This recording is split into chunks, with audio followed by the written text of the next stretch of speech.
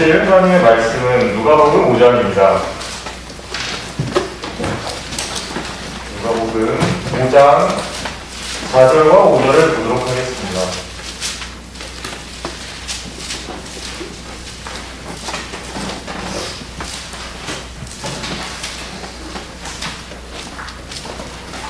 누가복음 5장 4절 5절 말씀 다 찾으시면 다 같이 읽도록 하겠습니다.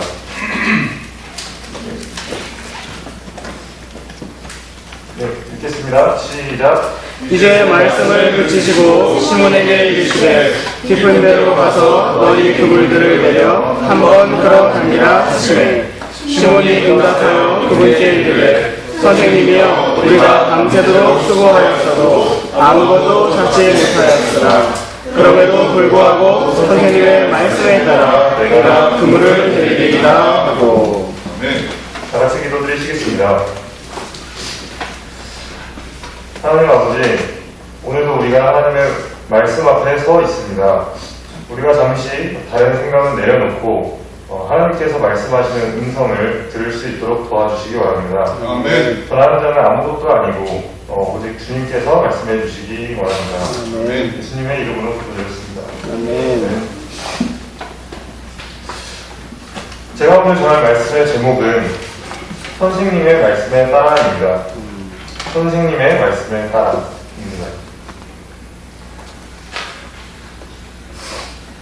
여러분 혹시 오늘 몇 시간 자고 학교에 나오셨나요?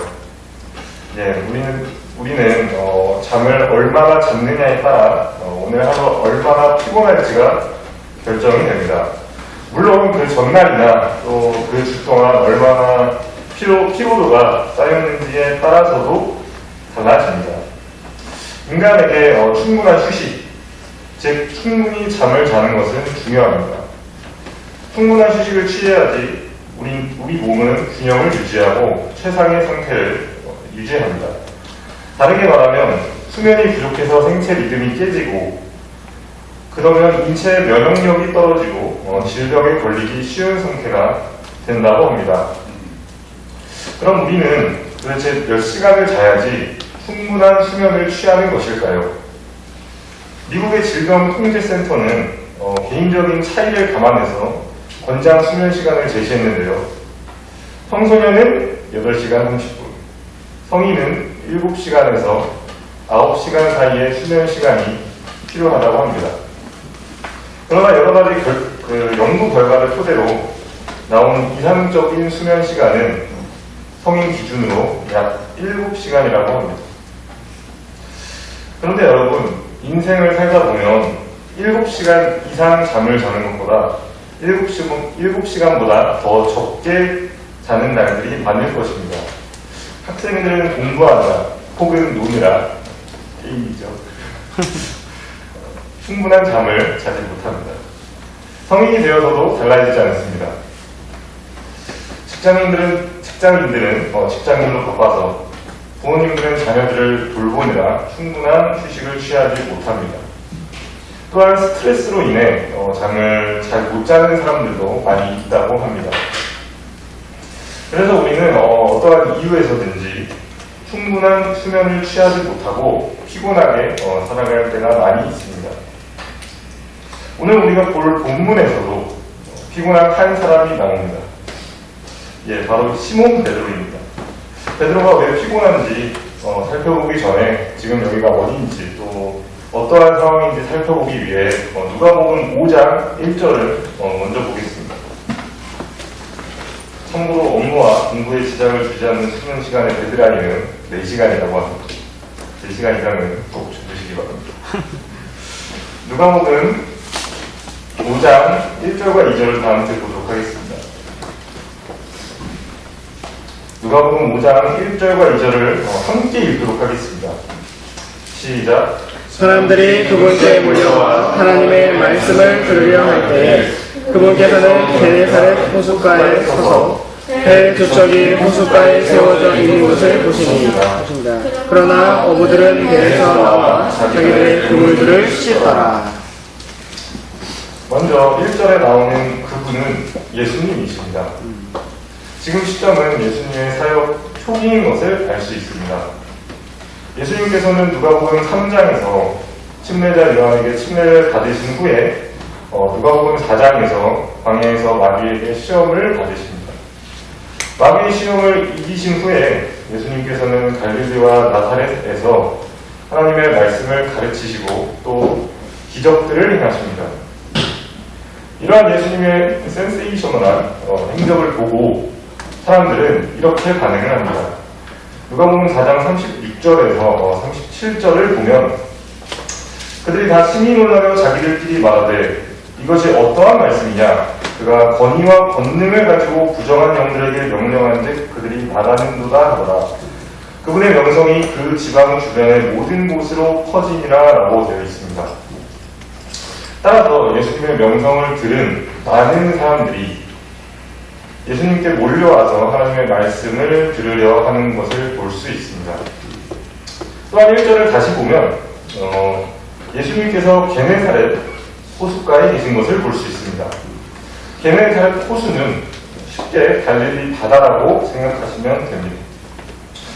왜 어디서는 호수라고 하고 어디서는 바다라고 말하나요? 라고 질문을 하신다면 아주 좋은 질문입니다. 원래는 갈릴리 호수가 맞습니다. 고대 히브리어에는 호수와 바다를 따로 구분하지 않고 얌이라고 했는데요. 이 얌은 바다를 의미했습니다. 그래서 지중해를 큰 바다라고 하고 나머지는 작은 바다라고 불렀다고 합니다. 요르단강 수원으로부터 흘러 호수를 거쳐 흘러내려온 맑은 물과 갈릴리 호수 주변의 따뜻한 온천수로 이루어진 이 갈릴리 호수에는 엄청난 양의 물고기들이 번식하고 있었습니다. 따라서 2절에 보면 이 물고기들을 잡으면서 생계를 유지하는 어부들이 나오는 것을 볼 수 있습니다. 이 어부들은 배를 세워두고 배에서 나와 그물을 싣고 있었습니다. 이것을 보아 이 두 배는 고기잡이를 하러 나갔다가 방금 돌아온 배라는 것을 추측해 올 수 있습니다. 예수님께서는 많은 사람에게 더 효과적으로 하나님의 말씀을 전하시기 위해 이 배들을 이용하려고 하십니다. 다 같이 누가복음 5장 3절과 4절 말씀을 보시겠습니다. 누가복음 5장 3절과 4절입니다. 제가 읽도록 하겠습니다. 그분께서 그 배들 중 하나에 오르시니 그것은 시몬의 배더라.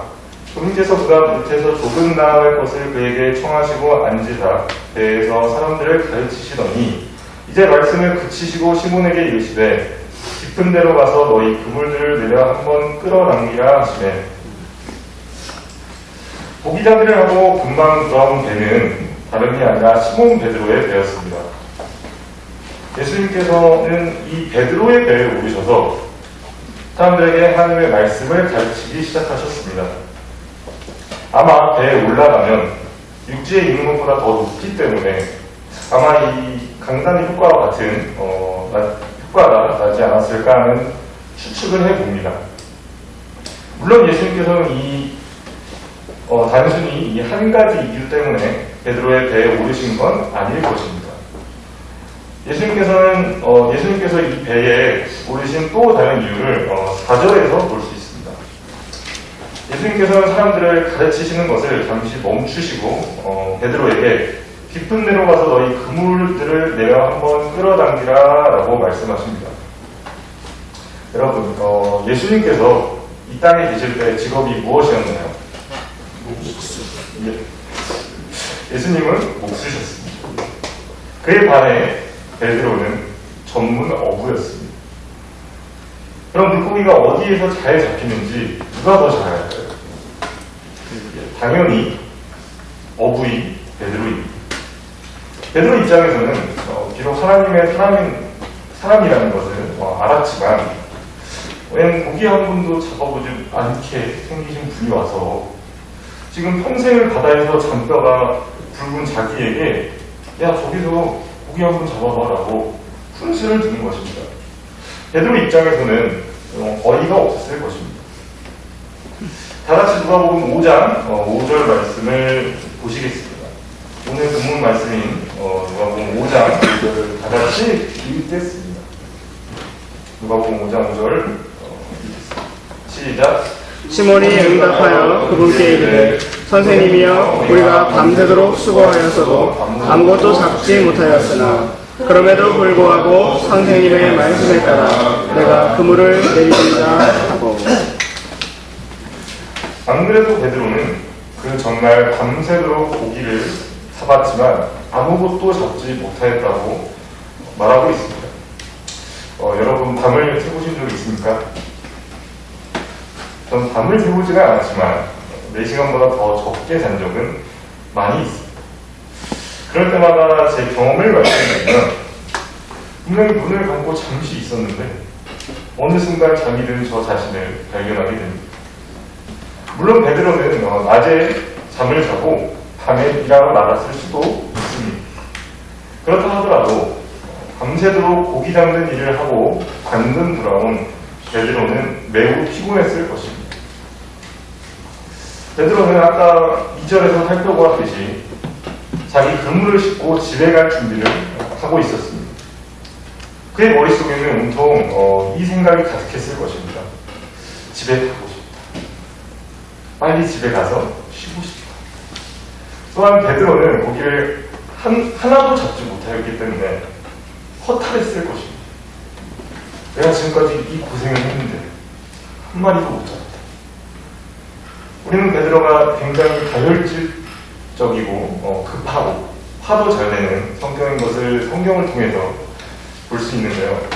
분명히 지금 상황은 베드로에게 화가 날 만한 상황이기도 합니다. 우리가 무엇인가를 열심히 했는데 아무런 소득이 없으면 화가 나지 않습니까?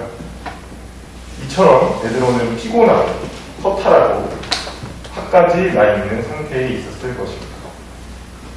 그런데 고기 잡는 법을 전혀 알지 못할 것 같은 사람, 즉 고알못이 왔습니다. 아무리 하나님의 사랑인 것은 알았지만 자신에게 저기서 고기를 잡으라고 명령을 내리는 것입니다. 베드로는 이러한 어이없는 명령에 화를 내면서 반박할 수도 있었습니다. 아니면 너무 피곤해서 정중히 거절하고 집에 갔을 수도 있습니다. 그러나 베드로는 이렇게 말합니다. 그럼에도 불구하고 선생님의 말씀에 따라 내가 그물을 내리리라. 베드로는 이 당시에 예수님께서 메시아시라는 것을 확신했는지는 모르겠습니다. 그러나 베드로는 예수님께서 하나님의 사람이라는 것을 알았고 하나님의 말씀에 순종한 것입니다. 제가 서론에서 말했듯이 우리가 인생을 살다 보면 피곤할 때가 굉장히 많이 있습니다. 전날 밤 잠을 몇 시간밖에 자지 못했을 수도 있고 또한 계속된 수면 부족으로 인해 피로가 쌓여 있을 때도 많이 있습니다. 그럴 때 우리는 만사 귀찮아지고 하나님의 말씀대로 살아가고 싶은 마음이 사라집니다. 또한 피곤하다는 핑계로 우리에게 주어진 일을 하기 싫어합니다. 그러나 그럼에도 불구하고 하나님의 명령에 따라 우리는 하나님의 말씀에 순종하기 원합니다. 아멘. 오늘 하루 많은 수고를 했는데 아무런 수확이 없어도 그래서 매우 화가 나. 그럼에도 불구하고 우리는 하나님의 말씀에 따라 감사하며 살아가기 원합니다. 아멘. 또한 하나님의 말씀이 우리가 보기에 이해가 되지 않고 하나님의 말씀보다 내 생각이 더 옳게 느껴질 때도 그럼에도 불구하고 하나님의 말씀에 아멘하며 순종하기 원합니다. 아멘. 이제 다 함께 누가복음 5장 6절과 7절 말씀을 보겠습니다. 누가복음 5장 6절과 7절입니다. 제가 읽도록 하겠습니다. 그들이 이 일을 행하니 심히 많은 물고기가 잡혀 그들의 그물이 찢어지고 그들이 다른 데에 있던 동료들에게 손짓하여 그들이 와서 자기들을 도와주기를 바라니 그들이 와서 2배의 채움에 애들이 가라앉으려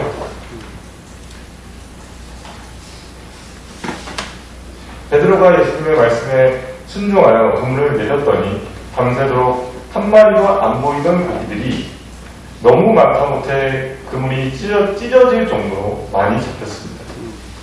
그래서 그들은 다른 동료들에게 도움을 요청했고 결국 두 척의 배에 꽉 차게 되었습니다. 예수님께서는 하나님의 말씀에 순종한 베드로에게 기적을 보여주신 것입니다. 여기서 우리는 하나님의 풍성하신 은혜를 느낄 수 있습니다. 우리는 가끔씩 하나님의 말씀에 순종하면 우리가 손해보는 것 같고 뭔가 안 좋은 것 같습니다. 그러나 주님은 우리에게 좋은 것을 주시는 분입니다. 아멘. 주님은 우리가 하나님의 말씀에 순종할 때 풍성한 하나님의 은혜를 경험하게 해주시는 분입니다. 아멘. 이제 말씀을 정리하겠습니다. 우리는 수면 부족으로 인해 피곤할 때가 많이 있습니다. 물론 우리는 할 수 있다면 정해진 시간에 잠들고 정해진 시간에 일어나서 충분한 휴식을 취하는 규칙적인 생활을 해야 합니다. 그것을 통해 가장 좋은 몸 상태에서 건강하게 주님을 섬기는 것이 맞고 그것이 가장 좋습니다. 그러나 인생을 살다 보면 그러지 못할 때도 많이 있습니다. 또한 우리는 아무리 충분한 휴식을 취했다 하더라도 하루 종일 고생하고 하루가 끝나가는 시점에 다다르면 피곤합니다. 그럴 때 우리는 집에 가고 싶다라는 생각이 가득 차게 되고 우리에게 주어진 일과 하나님을 따르는 삶에 대해서 무기력해집니다. 그러나 그럼에도 불구하고 하나님께서 우리에게 주실 풍성한 은혜를 기대하며 하나님의 말씀에 순종하기 원합니다. 아멘. 마지막으로 다 같이 고린도전서 15장 58절을 보시겠습니다. 고린도전서 15장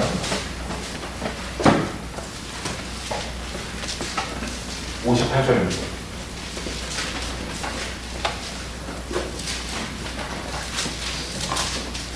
고린도전서 15장 58절을 다 같이 읽도록 하겠습니다. 고린도전서 15장 58절 읽겠습니다. 시작. 그러므로 내 사랑하는 형제들아, 너희는 굳게 서서 흔들리지 말고 항상 주의 일을 넘치게 하라. 너희 수고가 주 안에서 헛되지 않은 줄 얼마나 아닙니다. 아멘. 여기 보면 굳게 서서 흔들리지 말고라고 되어 있습니다. 우리가 믿음 안에 굳게 서서 흔들리지 않기 원합니다. 아멘. 또한 항상이라고 되어 있습니다. 우리가 항상 주님의 일을 넘치게 하기 원합니다. 아멘. 제가 기도드리고 마치도록 하겠습니다.